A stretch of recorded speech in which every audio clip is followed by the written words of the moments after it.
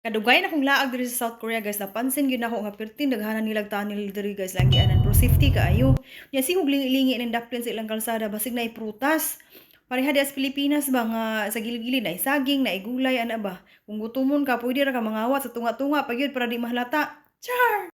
Bumili na ng ticket ang aking asawa, So, guys. wa namin nagpadugay-dugay, nagsulod na dahil mi sa kumbana. So, mao ni akong unang nakita. Uy, sa kidrama man ni, oh. Shakabol ang babae. Unya, chusok dahil ni nga time nila sa South Korea. Chusok, it means Thanksgiving.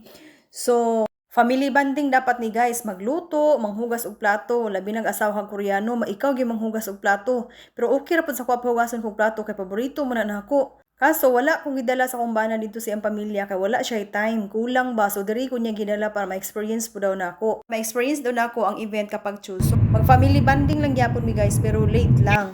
So padulong na dahil mi sa iyang pamilya, niya duawon po na mo iyang balay. Balay sa kumbana kay naay balay akong bana. Unya namalit lang midaan og prutas kay ipasalubong na mo sa iyang mga auntie kay diri ang culture ni diri maulaw sila mo bisita nga walay pasalubong. Pati ako na-excited ko guys nga makita na ko ang balay sa akong bana. So mo ni ang literal na your honor, sa farm pa ako nakatira. Huy! So mo ni ang palibot guys sa akong bana. So nakapalibutan og palayan or basakan. So nag-flashback tanan akong pinagdaanan guys. Ingon-ani lang ni akong kutis. Pero mga blutay ni og sagbot sa basakan, manggarabay ni. Manghuhaay ni kuhol sa basakan. Manghagdaw pud ni. So finally, nakaabot gud mi nga safety guys. Layo kay among gibiyahe. Salamat kay Lord sa protection and guidance. So naday mi diri guys sa balay sa iyang auntie nga mapalanggaon. Palangga ka kumbana ani guys, pati ako palangga sad. So mao gid akong giampo sa Pilipinas pa lang nga Lord, unta makawin ko sa ilang heart. Mapabyanan ko man, maigsuon niya or mga auntie niya. So gihatag yun sa Ginoo guys kung unsa ako ang heart's desire, char. So naana day mi diri guys sa balay sa iyang auntie. So nagantay na lang mi kung kanus ami abrihan. 나 가봐야 돼가지고 오빠. 그래요? Careful. Nag-report tayo na kumbana na buntis daw ko guys. So nag-ingon niyang pinsan na mag-careful daw ko, ingon niyang auntie. So nag-video na yun ang babae guys. Mao niyang balay diri sa Korea. Simple ra gyud kaayo pero tibay. Na nakita niyo na. Giandaman dayon mi og apple guys na perting dagkuha murag ulo. Pero tamis kaay. 갈게요, 자꾸만. No go farm niyo bo? Your cousin? Go. Oma? young mom. Yung- all. Grabe gyud kadako ning basakana guys. Abot hanggang dulo. Oh, lami kay may bugas baka sa ulaw man oy, char. Binigyan na naman ako ng pera, guys. Wow. Unya kay cash may gihatag niya, di ka malipay ana. Naong bitag kwarta tanan. Gipansin sa kumbana yan silinga nakalimot pag yun. And naana gyud mi diri sa balay sa kumbana guys, makita na gyud ninyo og unsay style sa iyang balay. Mao day nilang house cow sa unang panahon. And may mga garden diri guys, di gyud ni sila mabuhi og way garden. Oy, ambot na lang gyud. So mao ni ang palibot sa balay sa kumbana. Sus kung i-imagine ako ba kung diri ko niya gidala, makahilak siguro ko ay. So, mao na ni guys, ang balay sa kumbana, napaka-simple ra gyud kaayo.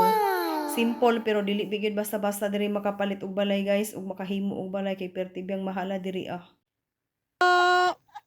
Kun Oma. Lipay kayong auntie guys nga naabot mi, nag-congratulation dayon kay nag-report day akong bana na buntis daw yang asawa. Hoy. Mao di gining balay sa kumbana guys. So ayan, makita na gyud ninyo. Ito yung bahay niya, guys. Tsakahi daw, guys. Unya kaning manula kita guys, nakakita ko murag kamansi ni ako rin gipicturan. Ingon yang auntie kaon daw ko sa pagkaon ako kay wa may lami. What is Lihatag na ko pinakasekreto sa kumbana kay para dili insulto ba. Guys, naigikuha yang auntie unsa kay na tik-atik pa. Kwarta na oy. Ingon ani gid ang Korean bisag tiguang na guys, perti kadaghan og skincare. Kita ani wa. Naglali sila ani guys kay dili lagi gusto kong bana nga maghatag-hatag og kwarta. Kun Oma, kamsam ni da. Kabang isuyo. 엄청 좋아. Okay, araso. 알았어. Arasoyo, Oma. Grabe. Yang hiya, biro na ng mga ayuda, guys.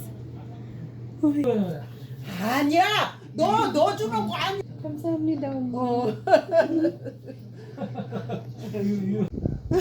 이제 여기다가 이제 가서 그래요? 감사하다고 Ay, nako. 뭐 얼굴 이런 거를 놨어?